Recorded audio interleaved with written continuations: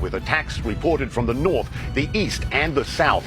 Ukraine's interior ministry says missile strikes have hit the capital, Kyiv. Airfields and military headquarters in Kharkiv have been shelled, and Russian troops have landed in the Ukrainian port city of Odessa.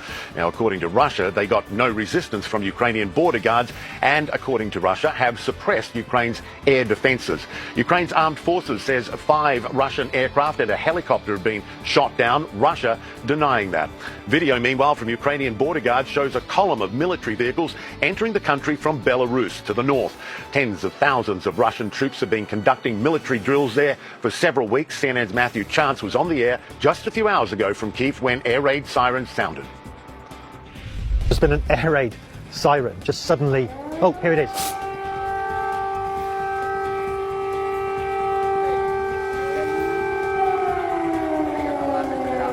They are. That's an air raid siren. Several of them going off here in the centre of the Ukrainian capital.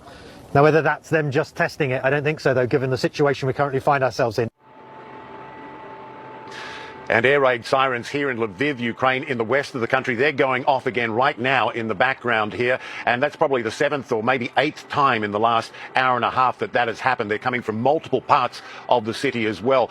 Local television reporting that government officials are telling residents here in Lviv to stay indoors, gather their documents and not panic. It's hard to see how that is possible given the tension and what's going on around the country. Meanwhile, Ukraine's President Volodymyr Zelensky, he went on Facebook to address the nation. He says he's imposing martial law, but he too urged the country not to panic. Today, each of you should stay calm. Stay at home if you can. We are working. The army is working. The whole sector of defense and security is working. No panic. We are strong. We are ready for everything. We will win over everybody because we are Ukraine.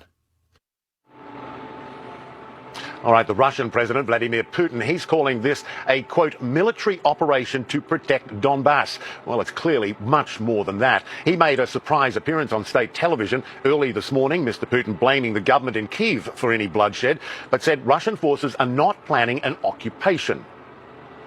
Whoever tries to interfere with us, and even more so to create threats for our country, our people should know that Russia's response will be immediate, and will lead you to such consequences that you have never experienced in your history.